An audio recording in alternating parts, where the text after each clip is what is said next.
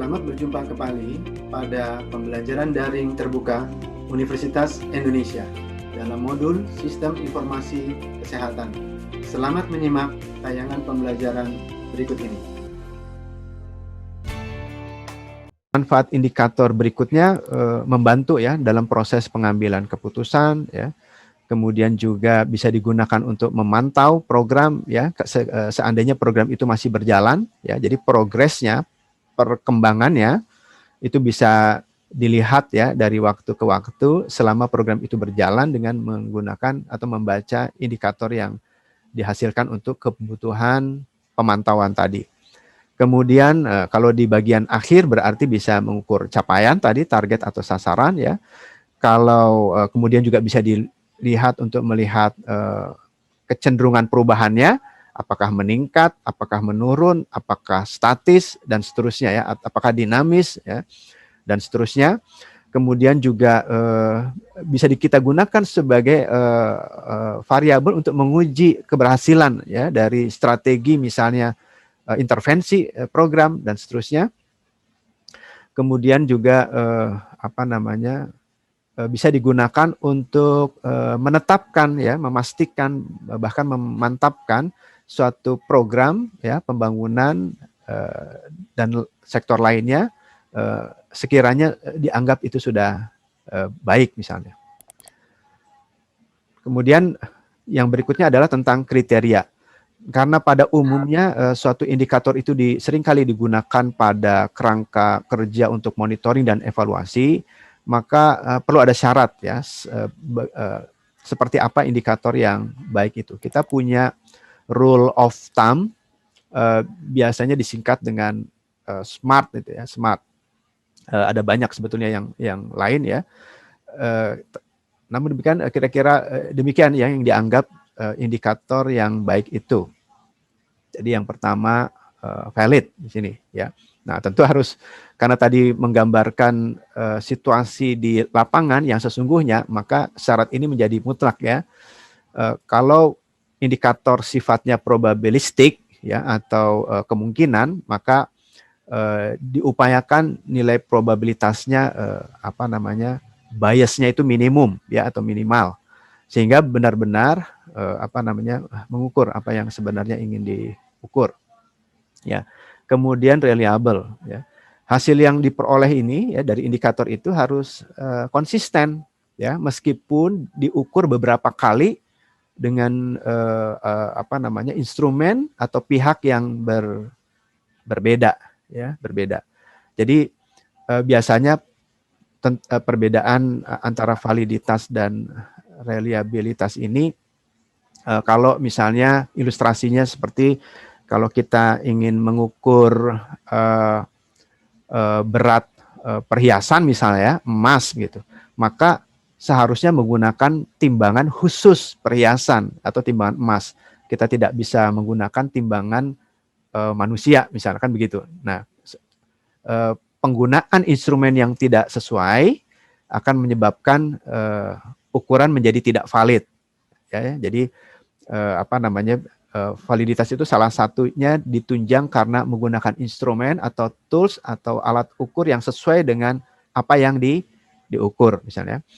Kemudian reliable. Reliable itu lebih banyak tadi ya, konsistensi sebetulnya. Jadi kalau ada 100 surveyor ya untuk mengukur sesuatu misalnya, relatif ke 100 surveyor tadi menghasilkan ukuran yang relatif ya sama. Jadi kalaupun ada interval ukurannya tidak terlalu lebar ya antara satu surveyor dengan surveyor yang lain, baru disebut sebagai reliable. Itulah sebabnya biasanya kalau alat ukur yang sifatnya kuantitatif ya mengevaluasi suatu program biasanya diuji terlebih dahulu karena untuk memastikan validitas atau reliabilitas dari alat ukur tersebut. Kemudian kriteria yang lain adalah sensitif tadi ya. Nah, tadi contohnya adalah indikator angka kematian bayi ya atau angka kematian ibu sering digunakan sebagai indikator yang menggambarkan tingkat kesejahteraan ya. Nah, kok bisa demikian ya? Kesejahteraan biasanya merefer ke hal yang konteksnya ekonomi ya ketimbang kesehatan ya. Nah,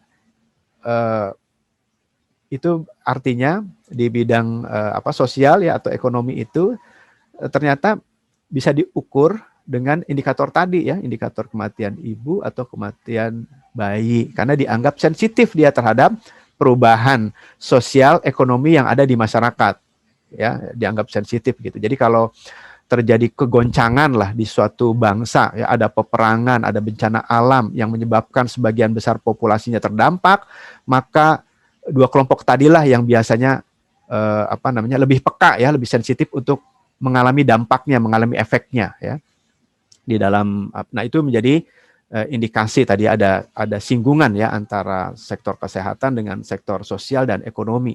Nah, itu salah satunya. Maka memang perlu ditelaah ya, beberapa calon indikator itu ditelaah sedemikian rupa untuk dipilih mana yang lebih sensitif. Yang paling sensitif itu yang dianggap lebih baik. Kemudian juga spesifik merefleksikan adanya perubahan ya pada keadaan tertentu saja ya. Nah, seperti ada indikator-indikator yang biasanya dia sangat spesifik untuk musim ya atau keadaan tertentu ya, tapi tidak untuk keadaan secara umum misalnya. Nah, itu ada indikator-indikator yang lebih spesifik. Jadi contohnya misalnya angka kelahiran ya, misalnya angka kelahiran, ada yang disebut dengan angka kelahiran kasar ya, tapi ada angka kelahiran yang spesifik ya, angka kelahiran spesifik. Kenapa ada yang gross ya, ada yang disebut dengan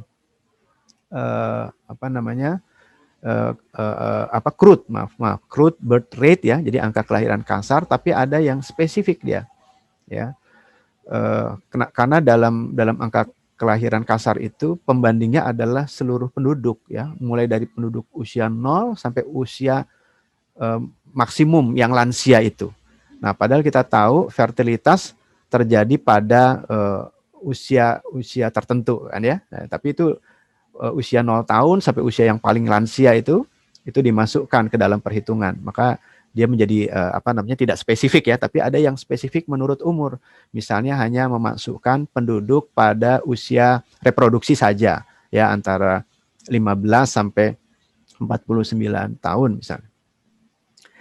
Nah, itu contohnya spesifik ya. Karena tidak spesifiknya suatu indikator menyebabkan bias ya. Artinya kesalahan untuk menggambarkan keadaan sebenarnya itu menjadi lebar ya, menjadi tidak valid lagi. Kemudian operasional ya, operasional. Jadi ini maknanya adalah mampu laksana ya. Jadi sebagus-bagus apapun, jadi 4 syarat di atas itu terpenuhi, valid, reliable, sensitif, sudah spesifik, sudah top ya. Tapi tidak mampu laksana, susah diukur ya. Pengukurannya sangat sulit ya, teknologinya mahal dan sebagainya, menjadi tidak operasional ya, tidak ada artinya jadinya ya. Jadi faktor atau kriteria yang lain tentang indikator itu mesti operasional ya, artinya memungkinkan ya untuk diukur dengan standar tertentu ya, sesuai dengan ketersediaan sumber daya yang yang ada. Baik, kemudian kita lanjutkan ke tema berikutnya mengenai jenisnya ya, mengenai jenisnya. Nah, terkait dengan pengelompokan ini, untuk mengklasifikasi indikator menjadi beberapa jenis, menjadi beberapa tipe, pengelompokan dilakukan dengan kerangka pikir sistem ya, atau sistem monitoring dan evaluasi ya, sebagaimana secara sederhana diilustrasikan dalam bagian berikut ini ya. Pendekatan sistem itu biasanya ada input, ada proses, ada output, sederhananya begitu ya. Nah, input, proses, output itu bisa menjadi analogi dari proses berjalannya sebuah program ya, atau pelayanan kesehatan ya. Sebuah program pelayanan kesehatan tentu saja membutuhkan input ya, tentu membutuhkan fase proses dan pada akhirnya kemudian diharapkan menghasilkan suatu output tertentu ya. Nah, untuk melakukan monitoring maupun evaluasi program ya atau pelayanan kesehatan, maka diperlukan indikator monitoring dan evaluasi. Nah, sehingga kemudian indikator bisa kita klasifikasi menurut fase-fase ini ya, fase-fase pendekatan sistem. Jadi ada indikator input ya, ada indikator proses, ada indikator output.